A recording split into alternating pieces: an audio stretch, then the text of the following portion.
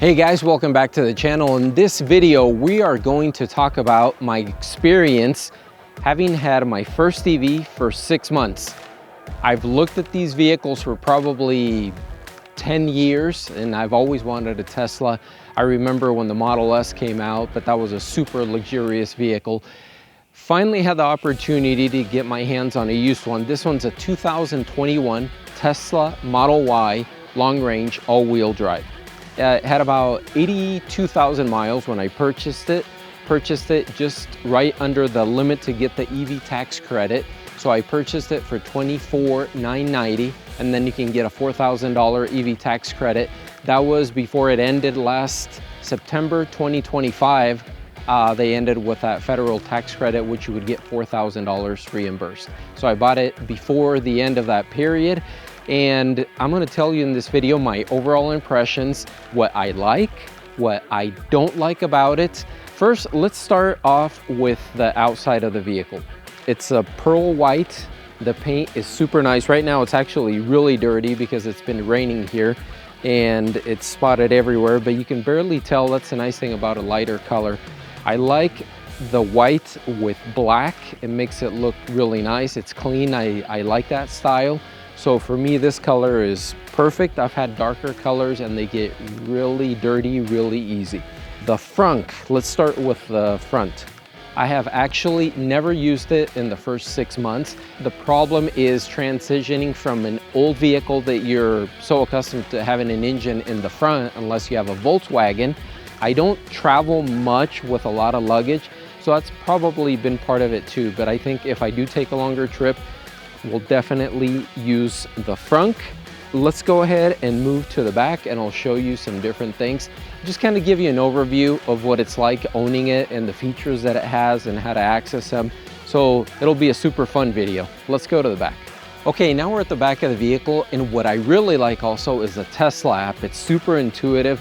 You can basically do everything from here besides drive the vehicle, unless you do purchase the full self-driving for $99 a month. You do have a joystick that you can take your vehicle out of your garage with basically it's a joystick. You can move it forward or backward. It's super nice. I have not subscribed to the FSD. It's $99 a month. Like I said, I live in a small town and I don't drive it long distance, so I really don't feel the need for it. But here you can do everything. You can, on your main screen, you have your lock, unlock, you can do your fan controls, you can record, you can pop your trunk, you can view recent clips, controls, climate, location, charging, set schedule, security and drivers, upgrade, service, roadside, dash cam viewer. So you basically have everything in an app. I've really learned to like this app. Okay, so now to open the rear is just pretty simple. It has a button right here, or you can do it with your Tesla app also. So you press it and it opens up. And I've bought these awesome floor mats, which I'll leave a link in the description down below. You have plenty of space here. You do have electric folding seats. This one is the 5-seater. So by pressing this button, you can have your seats fold down. I do have also my Wolfbox tire compressor, which is really nice. I have it here just in case if I get a flat tire, if I'm nowhere near home, that I can just inflate a tire or someone else's tire also. Underneath here, you have plenty of space. And now we're gonna go to the inside. And to close it, you just press it and it closes. Let's go to the inside. So let's start off with the second row. This is for 3 passengers. White interior, which I really like also. I don't have kids anymore, so it stays pretty clean. So as you can see here, this is very minimalistic. This is what I really like. It's clean, it's simple. When I get into my other vehicle that's gas powered, it has so many more buttons and things to see.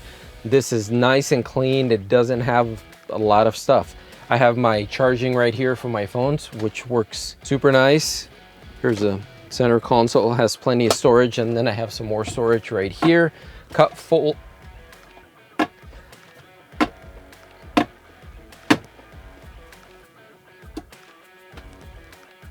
And I'll just show you briefly kind of what you can do if you've never owned a Tesla or an EV. So right here, your car icon is where you have everything. You have your controls, you have your window lock, child lock, fold mirrors. There's so many things to this. Dynamics, acceleration, chill, or sport. This one does have the sport mode, which is a lot faster. I used it when I first bought the vehicle, and then I haven't used it because it's probably gonna get me in trouble and get me speeding tickets, which I do not want. Here's your charging. So last paid charge was $14.53, and it shows you the location. And then you have your autopilot, which we have auto steer. Auto steer is really nice. It's not full self-driving. It just centers you in the lane. I especially like this feature when we are traveling on the interstate. For in town, it's not the best, but on the interstate, it makes it so easy, so simple. You get a lot less fatigue when you're taking longer trips. Then you have your locks right here. You have your different users. We have a key card, and then my wife, and then myself. Then you have your lights with all the different controls there, your seats, heated seats on all 5 seats, your display, your brightness, your schedule. So here's a schedule to pre-warm the vehicle. You have your safety features. Auto enables Sentry and Park. It has so many things on here, which I won't go into. Service, so owner's manual, and then you have tire pressure there. Software, it tells you if there is a newer software version, but we are on the latest right now. Your navigation, volume, and all these different settings. Trips that we've taken, Wi-Fi, Bluetooth, your audio, which this actually does have a separate subwoofer, and the sound is really nice on it. And then upgrades, if you want to pay more money, $99 a month for full self-driving. So on the main screen, you have your navigation here. If you do a trip, it'll tell you how much charge you will have left at the end of your trip, and if you need to stop by at any superchargers on the way there. So take into account, this is a 2021 model, which was probably produced in late 2020. So it's almost 6 years old. I'm filming this in 2026. Look at how responsive everything is on it. If you have a computer that's 6 years old, 5-6 years old, it's starting to get slow. But with Tesla, that's the nice thing about these vehicles. It's super responsive. I haven't had any issues whatsoever. Down here, you have your control for your climate. And then one thing that I really enjoy, if you turn up your fan speed right here, is this right here. So you can adjust it exactly how you want, the position of the vents, and they vent through the whole front of the vehicle through this right here. And you can just move them up or down, in, out, and then you have your passenger, the same thing. And then you have your different modes here, so you can keep the temperature, and you have a dog, or if you want to camp, which I haven't camped yet, but that would be something awesome that I would like to do. Down here on the bottom of the screen, you can customize this. So these 3 dots right here are all the apps that I have. I have more, but you can go into the system and delete some of them so they don't show up right here. Another option that I like is right here when I have my iPhone on Bluetooth. If you swipe left, you have your current drive, how much it's consuming in watt hours since charge, your odometer, and then you have your tire pressure. I've been using this a lot just to get an idea of the actual power consumption, because I wasn't familiar before an EV with kilowatts. Now I'm paying attention to everything from my vehicle to my smart home as far as energy consumption. So as you're probably aware, technology is supposed to make us more efficient, do things faster, but I've actually looked at Tesla as doing the opposite, because when I take long trips, it takes me longer because I have to stop and charge, especially if it's cold.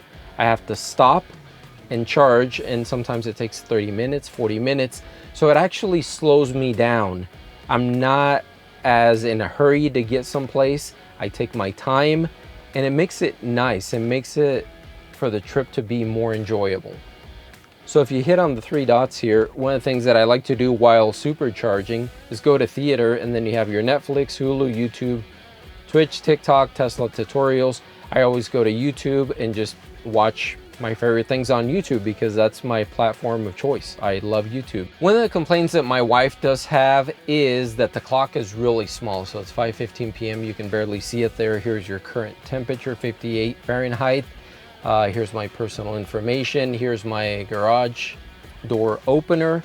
So some of those things are small. It'd be nice if they can make them a little bit bigger. And from here, from this main screen, you can open your front, you can lock the vehicle. Right there, it's locked. You can unlock it. You can open your trunk, close it. You can open your charge port. One of the complaints that I do have when you're on the road, if I put my turn signal, I do need to look to my right, and sometimes I'm not paying attention to the road. It's a different driving experience with a Tesla because the vehicle is basically always on. You don't shut it off. You don't have a key.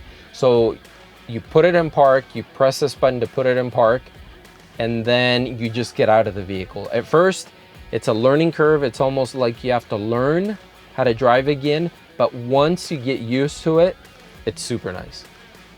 So my final thoughts after owning an EV, a Tesla specifically, for 6 months would be the following. The thing that I do like is I never have to stop at a gas station, which makes it super nice. I can charge at home because my city is small enough.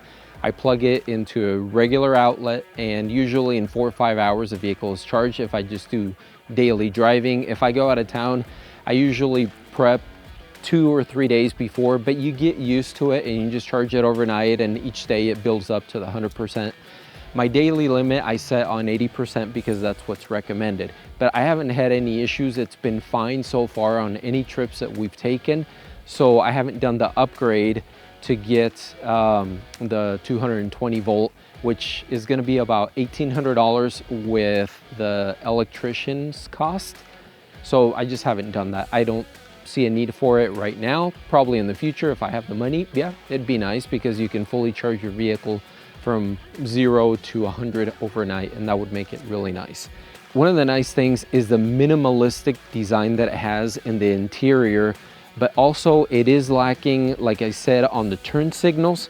I have to look to the right. That's one of the things that I do miss about my old vehicles, is when you put your left turn signal or right, sometimes I have it on Joe mode, which is a lower sound volume, and I can't hear the turn signal, so I have to look over, see if the turn signal is still activated.